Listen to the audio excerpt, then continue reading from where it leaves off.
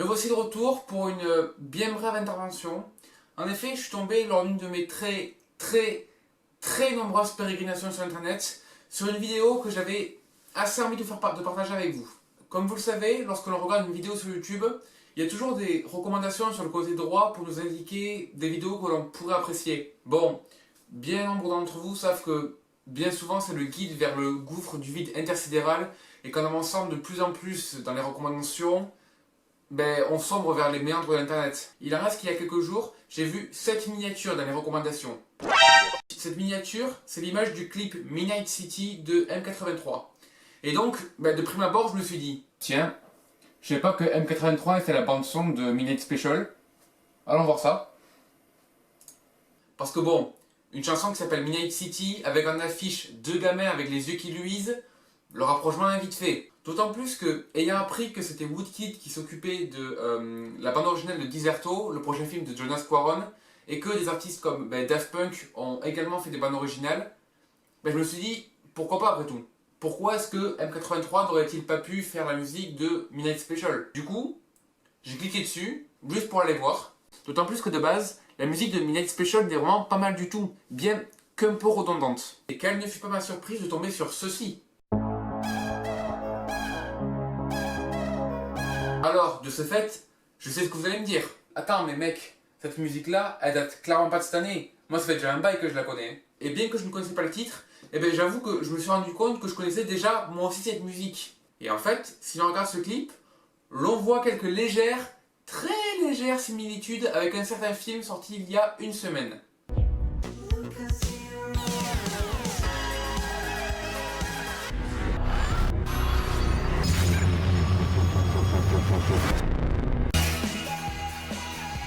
Et du coup, vous allez me dire, oui, mais bon, ce n'est rien de plus qu'un concours de circonstances, vois-tu. Jeff Nichols reste tout de même un pur génie qui vient de révolutionner littéralement le cinéma. Alors déjà, je vous renvoie de 1 à ma chronique vers Midnight Special pour voir ce que je pense de ce film et de la révolution qu'il a apporté au monde du cinéma. Et de 2, vous n'allez quand même pas me dire qu'un film qui s'appelle Midnight Special et qui a un protagoniste qui a les yeux qui se mettent à luire dans la nuit et qui a également des pouvoirs de télékinésie n'a absolument rien à voir avec un clip qui a quasiment le même nom et les mêmes thématiques. Surtout sachant que le clip a maintenant 5 ans, qu'il compte presque de 80 millions de vues, donc niveau concours de circonstances, on a vu mieux. Oui, mais si ça se trouve ce n'est qu'une inspiration, tu vois, ce film n'est qu'un hommage à ce clip. Ouais, mais dans ce cas-là, mec, de 1, il aurait dû mettre basé sur le clip de Midnight City, parce que si l'on fait ça pour les films tirés de livres ou alors d'histoires vraies, il n'y a pas de raison que ce soit pas le même cas pour les clips musicaux. Et de 2, en soi, j'ai rien contre le fait que ce soit un hommage. Pourquoi pas, après tout, je veux dire, ça peut être un clip qui a très fortement inspiré le réalisateur, Jeff Nichols donc, et qui donc a voulu rendre hommage à ce clip en faisant un film dédié dans le même univers, on va dire. Mais, entre le scénario pompé sur E.T. et toute l'esthétique du film et des protagonistes piqués à des clips, arrêtez tout simplement de dire que Jeff Nichols c'est un putain de génie qui révolutionne le cinéma, parce que c'est visiblement clairement pas le cas, et c'est même plutôt un manque d'inspiration, parce que absolument rien n'est original dans son film, car le scénario est pompé, et toute l'esthétique, donc tout l'aspect visuel du film, et aussi a déjà été vu, et a déjà été vu il y a déjà 5 ans. Et après, je parle du fait que le film est quand même très fortement inspiré de Midnight City de M83 qui a 5 ans, mais je rappelle quand même que E.T. ça a presque 30 ans maintenant. Et donc du coup, niveau originalité, t'as plus d'une génération de retard, mec. Et puis franchement, autant t'aurais piqué genre un ou deux éléments du clip, pourquoi pas, mais tu piques pas quand même toutes les idées du clip et pour les mettre dans ton film, et dire après que c'est un film original. Il n'a pas piqué toute l'esthétique du film, seulement les yeux brillants. Ouais, enfin je trouve que c'est déjà pas mal de piquer ça, étant donné que c'est quand même le sujet principal du film, et en plus de ça, il a également piqué les lens flares à outrance. What kinds of things? Le fait d'utiliser des gosses avec des pouvoirs en tant que protagonistes. Et également les explosions de gamins en mode transformation de Super Saiyan.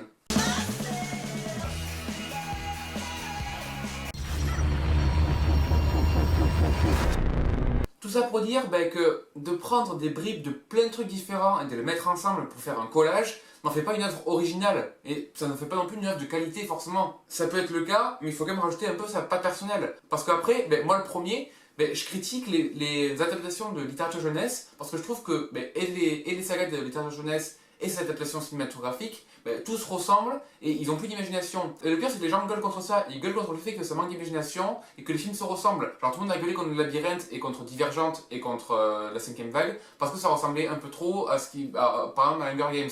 Le problème, c'est que là, contre un film qui est genre soutenu par la presse et du coup par la majorité des spectateurs, personne ne s'offusque du fait que genre le film soit carrément du plagiat. Et c'est pas normal. C'est pas normal de descendre des films comme Le Labyrinthe qui pompe plus ou moins Hunger Games tout en ayant un nouvel univers genre vraiment propre à soi, alors que des films comme Midnight Special qui pompent vraiment absolument tout à des clips et à des vieux films des années 80, soit genre loués par la presse et genre enfin vraiment genre tout le monde dit qu'il est absolument génial et que genre c'est voilà, c'est le nouveau Spielberg et que genre il révolutionne la science-fiction, qui filme magnifiquement bien et tout, alors que moi je trouve clairement que c'est pas le cas et qu'en plus de ça ça révolutionne vraiment rien et que ça pompe tout. Voilà, j'en ai fini avec cette vidéo, elle n'était pas très longue, je tenais juste vraiment à vous faire partager ceci parce que ça me paraissait vraiment important. Enfin, on ne peut pas juste accepter la qualité d'un film juste parce que la masse nous dit qu'il est bien sans réfléchir un tant soit peu sur le véritable message du film et sur l'originalité qu'il a. Il y a un moment où je suis désolé, mais arriver à un certain degré de manque d'inspiration, ce n'est juste plus tolérable. Bref, c'est tout pour moi. Je me retire à nouveau vers le Deep Web pour me commander de la coke et des prostituées somaliennes unijambistes.